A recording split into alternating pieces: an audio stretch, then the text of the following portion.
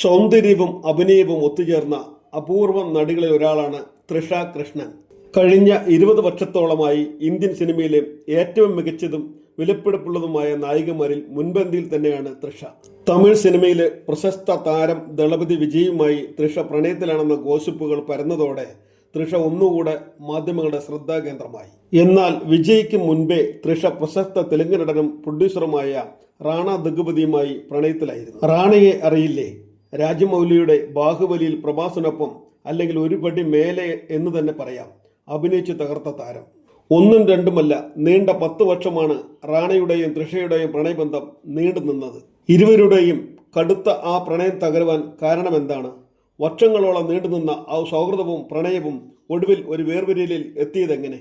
മാധ്യമങ്ങളുടെ ചോദ്യങ്ങൾ തങ്ങൾക്ക് നേരെ വരുമ്പോഴൊക്കെ രണ്ടുപേരും ഈ ബന്ധത്തെക്കുറിച്ച് മൗനം പാലിക്കുകയാണ് ചെയ്തത്. പക്ഷേ വർഷങ്ങൾക്ക് ശേഷം റാണ ഒടുവിൽ താൻ തൃഷയുമായി പ്രണയത്തിലായിരുന്നുവെന്ന് സമ്മതിക്കുകയും ഇരുവരും വേർപിരിഞ്ഞതിന്റെ കാരണം വെളിപ്പെടുത്തുകയും ചെയ്തു.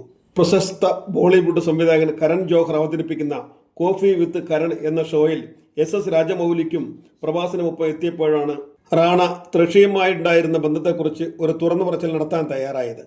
വളരെ മടിയോടെയാണ് താരം പറഞ്ഞു തുടങ്ങിയത്. തൃഷയുമായി താൻ ഒരു സീരിയസ് റിലേഷൻഷിപ്പിലായിരുന്നു എന്നും 10 വർഷത്തിലേറെ തൃഷ തന്റെ സുഹൃത്തായിരുന്നു എന്നും അതിനിടയിൽ എപ്പോഴോ ഞങ്ങൾ തമ്മിൽ പ്രണയത്തിലാവുകയും ചെയ്തു. നിർഭാഗ്യവശാൽ പല കാരണങ്ങൾ കൊണ്ട് ആ ബന്ധം മുന്നോട്ട് പോയില്ല. അങ്ങനെ പരസ്പരം ഞങ്ങൾ സമ്മതത്തോടെ തന്നെ അത് അവസാനിപ്പിക്കാൻ ഇരുവരും ചേർന്ന് തീരുമാനിക്കുകയായിരുന്നു എന്നും റാണ ദഗ്ഗുപതി പറഞ്ഞു. പ്രണയം തകർന്നെങ്കിലും തൃഷയോട് തനിക്ക് ഇന്നും വലിയ സ്നേഹമാണെന്നും നടൻ പറഞ്ഞു.